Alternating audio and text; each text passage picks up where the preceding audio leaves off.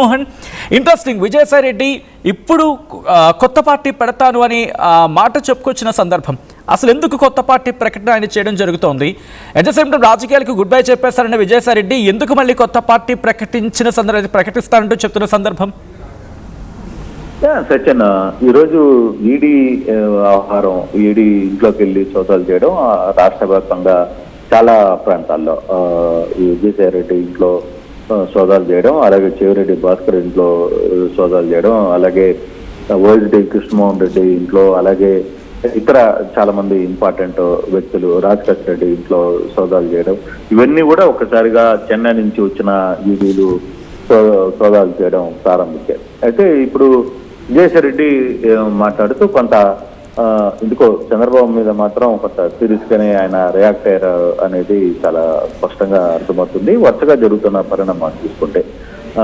గతంలో కూడా అంటే వరుసగా ఒక 10 రోజుల నుంచి కూడా వైజాగ్ లో పనిచేస్తున్న శాంతి అంటే దేవాదాయ శాఖ అసిస్టెంట్ కమిషనర్ గా పనిచేస్తున్న శాంతిని కూడా అరెస్ట్ చేయడం, ఏసీబీ అరెస్ట్ చేయడం, దాదాపుగా 10 రోజుల నుంచి ఆమె రిమాండ్ లో ఉండడం, కస్టడీకి తీసుకుపోవడం, ఇవన్నీ వ్యవహారాలు కూడా కొంత ఆయనకి ఇబ్బంది కలిగించాయా లేదా అనేది తెలియాలి. కానీ ఈరోజు సాయిరెడ్డి అయితే చాలా క్లియర్ గా మాట్లాడారు. ఉద్దేశపూర్వకంగానే నా ఇంట్లో సోదాలు చేశారు, మా ఇంట్లో 6 లక్షలు మాత్రమే ఉన్నాయి, మా అమ్మ ఆసుపత్రి ఖర్చుల కోసం డబ్బును ఉంచుకున్నాం, ఈడీ సోదాలు చేయాల్సింది నా ఇంట్లో కాదు, ముఖ్యమంత్రి చంద్రబాబు ఇంట్లో చేయాలి, జీవిత చరకామంలో కూడా ఆయన మంచి పనులు చేయాలి, చంద్రబాబు నెలకి 5,000 కోట్లు సంపాదిస్తున్నారు, ఏడాదికి 6,000 కోట్లు విదేశాల్లో దాస్తున్నారు, చంద్రబాబు మీద చాలా సీరియస్ గానే ఎప్పుడు చెప్పారు, అది కేసీఆర్ కూడా చంద్రబాబు గురించి ఇప్పుడు మాట్లాడిన సందర్భం అయితే ఉంది. అయితే నేను మాత్రం ఈ వ్యవహారంలో నేనేమి వెనక్కి తగ్గేది లేదు, నేను త్వరగా రాజకీయ ప్రవేశం చేస్తా, జూలైలో పార్టీని ప్రకటిస్తా, మీడియా రంగంలోకి వస్తున్నా ఎవరిని వదిలిపెట్టే పరిస్థితి లేదు, పూర్తిగా అందరినీ ఎండగట్టే ప్రయత్నం అయితే చాలా క్లియర్ గా చేస్తాను అని చెప్పి సాయిరెడ్డి మాట్లాడిన సందర్భం అయితే కనబడుతుంది. అయితే ఎందుకు ఆయన సడన్ గా మొన్నటిదాకా ఒక రకంగా మాట్లాడి సడన్ గా ఇప్పుడు ఎందుకు ఈ వ్యవహారంలో అంత సీరియస్ గా మాట్లాడుతున్నారు అనే సందర్భం కొంత ఆశ్చర్యకరమైన పరిస్థితులే కనపడ్డాయి. కాకపోతే ఎక్కడో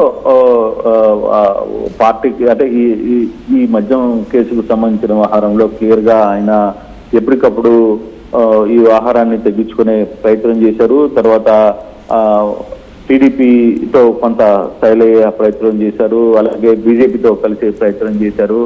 ఇవన్నీ జరిగినప్పటికి కూడా ఎక్కడో ఆయన అనుకున్న పని కొంత వర్కౌట్ కాల. అట్ ద సేమ్ టైం వెంటనే ఈడీ ఆయన ఇంట్లోకి వెళ్ళి ఈరోజు ఆయనతో పాటు చాలా మంది ఈ కేసులో ఉన్న 5-6 మంది సంబంధించిన వ్యక్తుల ఇంట్లలో కూడా ఈడీలు ఒకే రోజు దాడులు చేయడం కొంత ఆయన్ని ఇరిటేట్ చేసినట్టుగానే అనిపిస్తుంది. అందుకే ఆయన క్లియర్ గా చంద్రబాబు మీద కూడా దాడి చేసే ప్రయత్నం అయితే చేశారు. మొన్నటిదాకా చంద్రబాబు లేదు బీజేపీతో చాలా మంచి సంబంధాలు నెరవేర్చిన సాయిరెడ్డి ఇప్పుడు సడన్ గా ఈ వ్యవహారం మీద సీరియస్ అయినట్టుగానే కనపడుతోంది.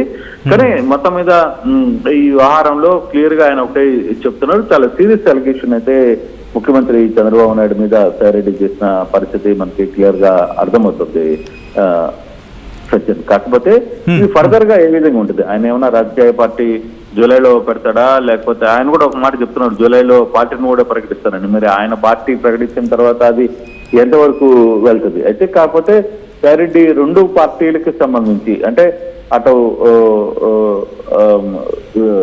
కంప్లీట్ గా తెలుగుదేశానికి బీజేపీకి దూరమైన పరిస్థితి కనపడుతుంది, మరోవైపు ఆయన మొదటి నుంచి ఉన్న వైసీపీలో కూడా కొంత సంబంధాలు పూర్తిగా తెగిపోయినట్టుగానే కనబడుతుంది. అందుకే సాయిరెడ్డి కొంత ఈ వ్యవహారం మీద బరస్ట్ అయినట్టుగానే చాలా క్లియర్ గా కనబడుతుంది సచిన్. అవునట్ అంటే నేరుగా ఓకే మీడియా రంగంలోకి రావడం అంటే కనుక అర్థం చేసుకోవచ్చు, బట్ పార్టీ అసలు రాజకీయాలకి గుడ్ బై చెప్పేస్తారనుకున్న విజయసాయి రెడ్డి పార్టీ ప్రకటించబోతున్నారు అనే మాటకి బలం చేకూరుస్తున్న అఫ్కోర్స్ ఆయన చెప్పారు కాబట్టి అర్థం చేసుకోవచ్చు. అంటే జరుగుతున్న రాజకీయ పరిణామాల నేపథ్యంలో రాజకీయాల్లో ఉంటేనే బెస్ట్ ఆప్షన్ అనుకుంటున్నారు అనుకోవాలి ఇక్కడ. అంటే బేసిక్ గా ఆయన ఒక మాట చెప్పారు స్టార్టింగ్ లోను, నేను రాజకీయాలకు స్వస్తి పలుకుతున్నాను, వైసీపీ నుంచి బయటకు వచ్చిన రోజు విజయవాడలో ఆయన పెట్టిన ప్రెస్ మీట్ కావచ్చు, తర్వాత సిబిఐ సిట్టు కార్యాలయం దగ్గర ఆయన పెట్టిన ప్రెస్ మీట్ లో కావచ్చు, నేను ఎక్కడ ఇక రాజకీయాలకు రాను, నేను వ్యవసాయం చేసుకుంటాను అని చెప్పి చాలా క్లియర్ గా చెప్పాను. వ్యవసాయం చేసుకుంటున్న వ్యక్తి సడన్ గా 2 నెలల్లోనే రాజకీయాల్లో జరుగుతున్న పలు అంశాలు లేకపోతే వీటన్నిటి మీద కూడా ఆయన కొంత రియాక్ట్ అయితే ప్రయత్నం చేస్తారు. ఏకంగా ఈ రోజు అయితే అఫీషియల్ గా నేను జూలైలో పార్టీ పెట్టబడుతున్నాను. దీనికంటే ముందు ఆయన ఒక ట్వీట్ చేశారు, నేను మీడియా కూడా సంస్థను పెట్టబోతున్నాను, అది కూడా త్వరలో రాబోతుందని కూడా ఆయన కూడా ఒక ట్వీట్ చేసిన పరిస్థితి. సో ఈ ఎన్ని వ్యవహారాలు ఒకసారి చూసుకుంటే ఎక్కడో కొంత తన దారి ఏ లైన్కి పోవాలి, ఎటువైపుకి పోవాలి అనే ఒక చర్చ జరుగుతుంది. మొన్నటిదాకా బీజేపీలో అతనికి మంచి పదవి రాబోతుంది అని కూడా ఆయన అంశాలు చాలా మంది చెప్తూ వచ్చారు. తర్వాత టీడీపీ కూటమి ప్రభుత్వంలో ఆయన కొంచెం కీ రోల్ చేయబోతున్నారని కూడా సమాచారం అవుతుంది. కానీ వరుసగా జరుగుతున్న పరిణామాలు, ఒకవైపు వైజాగ్ సంబంధించిన దేవాదాయ శాఖ అసిస్టెంట్ కమిషనర్ గా పనిచేసిన శాంతి ఇంట్లో దాడులు చేయడం, ఆమెను అరెస్ట్ చేయడం, దాదాపు 10 రోజులుగా ఆమె రిమాండ్ లో ఉండడం, ఇవన్నీ కూడా ఒక ఎత్తు. తర్వాత రెండోది ఈ రోజు ఏకంగా సైరెడ్డి ఇంట్లోనే ఈడీ దాడులు చేయడం, ఇవన్నీ కూడా ఆయనకి కొంత ఇబ్బంది కలిగే అంశాలుగానే మనం చూడాలి సత్యన్. సో దట్స్ వై ఆయన క్లియర్ గా ఒకటి, నేను ఒక రాజకీయ పార్టీ పెట్టబోతున్నాను అంటే గతంలో కూడా అన్నారు ఆయన, కానీ ఇప్పుడు సీరియస్ గానే వ్యవహారాన్ని ఓపెన్ గా చెప్పారు. నేను ఇంకా రాజకీయ పార్టీ పెట్టబోతున్నాను, నేను ఎవరి గురించి ఆలోచించే పరిస్థితులు లేను, నేను అందరినీ ఎండగడతాను అని కూడా ఆయనకి క్లియర్ గా అఫీషియల్ గా చెప్తున్న పరిస్థితి. చూడాలి ఫర్దర్ గా జరగబోయే పరిస్థితులు ఏ విధంగా ఉంటాయి, సైరెడ్డి యాక్షన్ ఏ విధంగా ఉండబోతుంది అనేది చూడాలి. Right, interesting development.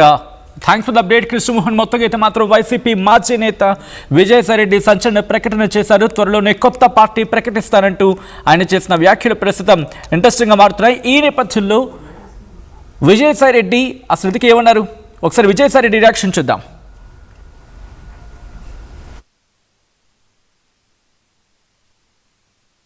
చెప్తా ఉన్నా, అట్లీస్ట్ చనిపోయేటప్పుడైనా పుణ్యం చేసి చచ్చిపో చంద్రబాబు నాయుడు గారు అని చెప్తా ఉన్నా. మంచి కార్యం చేయండి, ప్రజలకు ఉపయోగపడే కార్యక్రమం చేయండి, అంతేగాని ప్రజలను రాజకీయ ప్రత్యర్థులను ఎప్పుడు శత్రువులుగా చూడొద్దు. రాజకీయ ప్రత్యర్థిగానే చూడండి. మీరు ఆర్జించే 5,000 కోట్ల రూపాయలు నెలకు శాశ్వతం కాదు.